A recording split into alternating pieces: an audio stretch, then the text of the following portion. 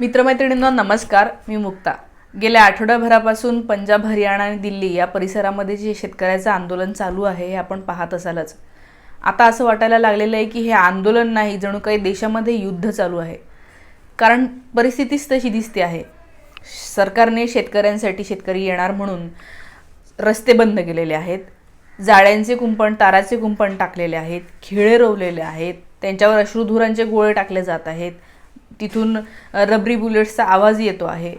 हे सगळे जर का व्हिडिओ पाहिले तर असं वाटायला लागलं की भारतामधले लोक नाही आहेत, हे जणू काही एखाद्या सीमेवर चाललेलं आहे।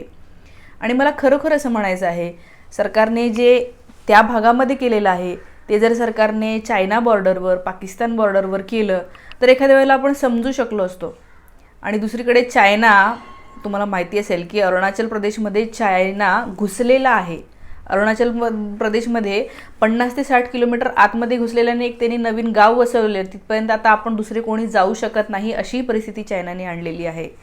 आणि हे मी नाही सांगत आहे, अरुणाचल प्रदेशचे भाजपचे एक मेंबर ऑफ पार्लमेंट यांनी पार्लमेंटमध्ये भाषण देताना ही माहिती दिली आणि त्यांनी सांगितलं की आपण याकडे लक्ष दिलं पाहिजे। तुम्ही ते भाषण ऐका। ऑनरेबल प्रेसिडेंट ऑफ इंडिया गए अरुणाचल, ऑब्जेक्शन रेज हुआ।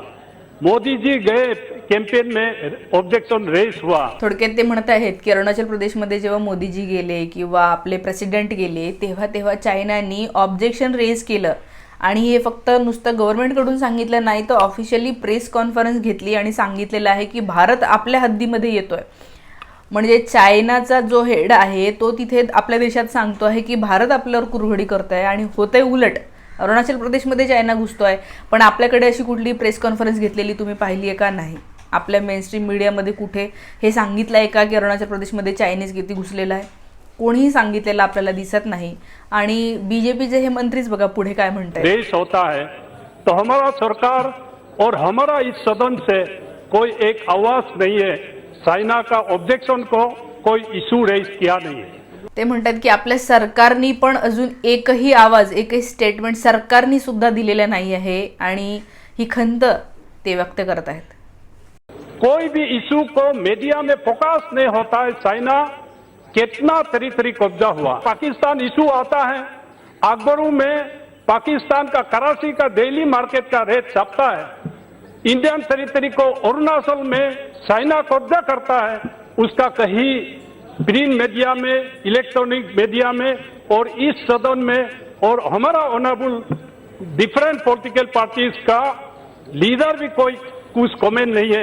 इसलिए मैं अपना सरकार से, आपका माध्यम से मैं कहना चाहूंगा, दूसरा कहीं दगलम होगा तो अरुणाचल प्रदेश में होगा, वो दिन आने मत दीजिए। थोडक्यामध्ये आपल्या मीडियामध्ये आपण पाहतो की जेव्हा पाकिस्तानमध्ये वस्तूंचे भाव वाढतात, महागाई वाढते, पेट्रोल महाग होतं, लगेच आपल्या मीडियामध्ये एक स्पेशल कार्यक्रम होतो की पाकिस्तानमध्ये कशी महागाई वाढलेली आहे, पाकिस्तान कसा आता खाईत जाणार आहे। या कुठल्याही मीडिया हाऊसने तुम्ही पाहिलं आहे का की भारतामध्ये महागाई किती वाढलेली आहे याच्यावर एखादा स्पेशल कार्यक्रम घेतलाय? नाही। हे मंत्री खंत व्यक्त करत आहेत की आपण पाकिस्तानमध्ये काही होऊ दे, लगेचच त्याची हेडलाईन करतो। इथं भारतामध्ये, अरुणाचल प्रदेशमध्ये हा चायना घुसलेला आहे आणि आपण काहीही म्हणत नाही। आपण सगळेजण म्हणतो की आपले पंतप्रधान, आपल्याला खूप स्ट्रॉंग पंतप्रधान मिळालेले आहेत, सगळं जग त्यांना घाबरतं वगैरे। जग घाबरतं की नाही ह्या गोष्टी आपण थोड्याशा बाजूला ठेवूया। जगाचं आपल्याला घेणं देणं नाही आहे। जे आपल्या आजूबाजूला असलेले देश आहेत, पाकिस्तान काय करतो आहे, चायना काय करतो आहे, इतकं जर चायना आतमध्ये घुसत असेल तर मला असं वाटतं की आपल्या पंतप्रधानांनी म्हणलं होतं की काँग्रेसचं गव्हर्नमेंट असताना ते म्हणायचे की यांच्यामध्ये हिंमत नाही, मी जर असतो तर चायनाला मी असं भीती दाखवली असती। मला असं म्हणायचं आहे की ते भीती दाखवणं सोडा, भीती दाखवायची काही गरज नाही आहे, पण जे आपलं आहे ते प्रोक्लेम तर करता आलं पाहिजे ना। अनेक लोक असं म्हणतात की हां ती काँग्रेसची चूक आहे, काँग्रेसमुळे ते तसं, काँग्रेसची चूक आहे, ओके ठीक आहे, काँग्रेसची चूक आहे, पण मग ह्या 10 वर्षामध्ये आपल्या पंतप्रधानांनी काय केलं? त्यांना घाबरले नाही आहेत का? आणि या 10 वर्षामध्ये अजून 50-60 किलोमीटर अरुणाचल प्रदेशमध्ये चायना घुसलेला आहे, तर मग काय करत आहेत? म्हणजे तुम्ही पण तसेच आहात असंच तुम्हाला म्हणायचं आहे।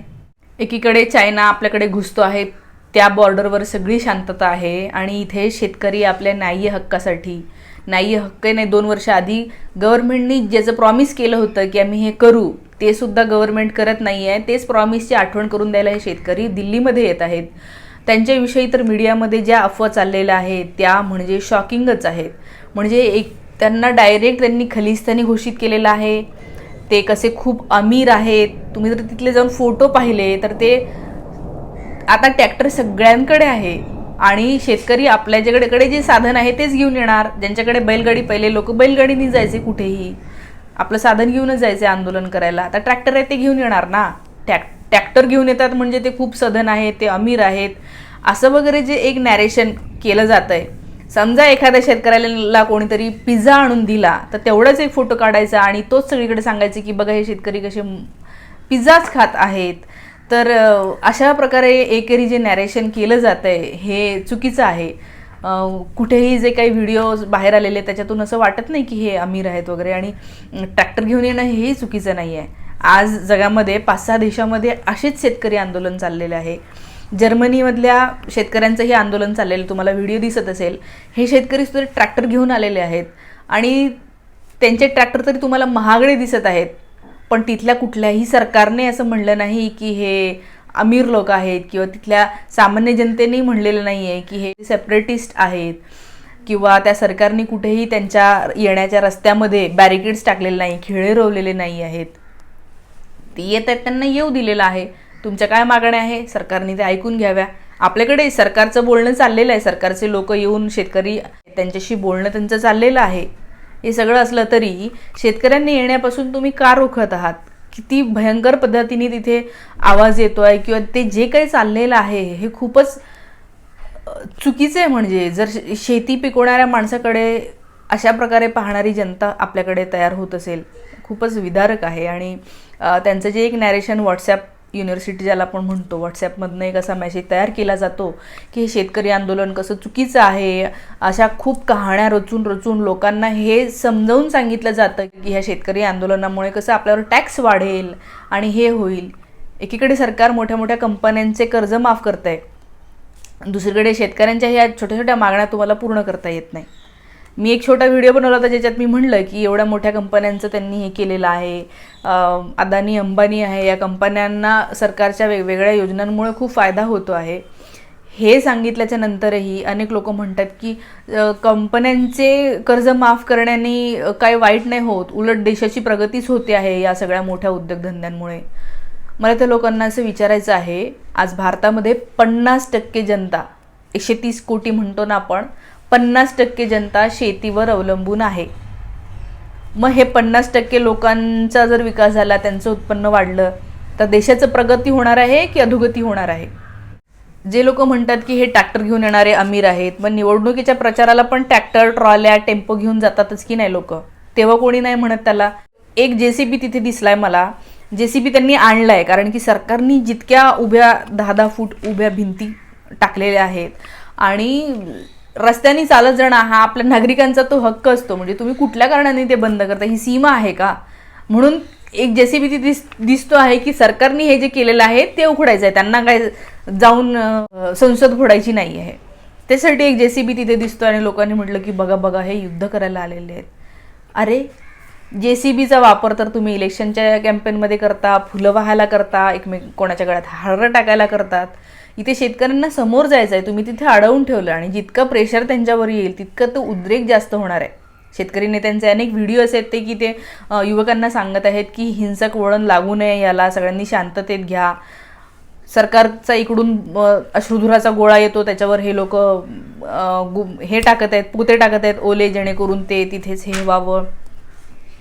एक व्हिडिओमध्ये मीडियामध्ये असं सांगत आहेत की हे लोक दगड मारत आहेत पोलिसांना, पण त्या व्हिडिओमध्ये पोलिसांना ते दगड मारत नाही आहेत. जे लोक दगड मारत आहेत ते असं वरती दगड मारत आहेत, जेणेकरून जे वरून येणारं ड्रोन आहे जे अश्रुधूर सोडतंय त्या ड्रोनला दगड लागेल आणि तो ड्रोन खाली पडेल, म्हणून लोक त्या ड्रोनला दगड मारत आहेत. आणि आत्ता काल तर मी पाहिलं की लोकांनी बॉल पण आणलेले आहेत की दगड नको, कोणाच्या अंगावर पडला तर उगीच लागेल, म्हणून त्यांनी बॉल आणलेले जेणेकरून रबरी बॉल लागणार नाही आणि ड्रोनला धक्का लागला तर ड्रोन पडून जाईल. तर हे सेल्फ डिफेन्ससाठी हे सगळे लोक करत आहेत. हे कुठल्याही प्रकारचं युद्ध करायला आले नाही आहेत. आणि जर तुम्हाला वाटत असेल की हे खलिस्तानी आहेत, मग आपलं सरकार सक्षम नाही आहे का? गृह मंत्रालय काय करत आहे?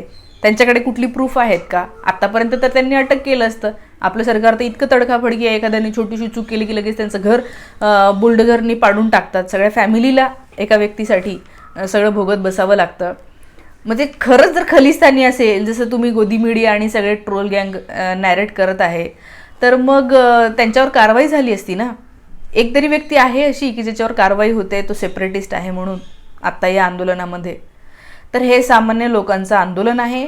पंजाबमधल्या शेतकऱ्यांसाठी दिल्ली जवळ आहे म्हणून ते तिथे पोहोचलेत. महाराष्ट्रामध्ये बुलढाणा जिल्ह्यामध्ये खूप मोठे शेतकरी आंदोलन मागच्या महिन्यात झालं आणि आत्ताही ते सभा, त्यांचे रॅलीज जे आहेत ते सुरू आहे. मीडियामध्ये ते दिसत नाही, पण तुम्ही शोध घ्या, तुम्हाला कळेल. मध्य प्रदेशमधल्या शेतकऱ्यांना दिल्लीमध्ये जाण्यापासून रोखलं, डिटेन केलं. पश्चिम बंगालमधल्याही शेतकऱ्यांना इथे जायचं होतं, त्यांनाही डिटेन केलं. आता त्यांना पंजाब हरियाणाला एकदम जवळ येते, 2 तासाचं अंतर आहे दिल्ली, म्हणून ते तिथे येतात. आपल्याकडचे शेतकरी जाऊ शकतात, पण इतका प्रवास करायला तेवढी त्यांच्याकडे हे नाही आहे, म्हणून ते इथल्या इथे आंदोलन करत आहेत. तर तुम्ही असं बिलकुल समजू नका की शेतकरी फक्त तिथेच आहेत का. ते सगळ्या शेतकऱ्यांसाठी मागणी मागत आहेत आणि थोडंफार कमी जास्त होऊ शकतं, पण जर तुम्ही प्रॉमिस केलं होतं 2 वर्षाआधी, तर ते प्रॉमिस सरकारने पूर्ण करायला पाहिजे असं मला वाटतं. आणि याच्याकडे जे एक खलिस्तानी म्हणून पाहिलं जातं आहे, ते पाहू नका कृपया करून. खूप त्रास होतो जेव्हा हे असं नॅरेट केलं जातं. काही लोकांनी खूप खोटे फोटो, म्हणजे तलवार घेतलेला एक शीख माणूस दिसतोय आणि मला एक फोटो पाठवलेला एका व्यक्तीने आणि मला म्हणतो की बघा हे शेतकरी आहेत का, ह्याच्या हातात तलवार आहे. तो फोटो 3 वर्ष जुना होता, माहीत नाही कुठून काढला त्यांनी. आणि 3 वर्ष जुने हे फोटो पसरवत आहेत व्हॉट्सॲपच्या ग्रुपमधून आणि सांगत आहेत की हे शेतकरी नाही आहेत, हे आंदोलन करायला. अरे एक तरी व्यक्ती अरेस्ट झालाय का की ज्यांनी काहीतरी तो बंदूक घेऊन हे करायला आलेला, युद्ध करायला? कसं शक्य आहे हे? आणि हे करू नये, कोणीही करू नये, हे थांबवायला पाहिजे.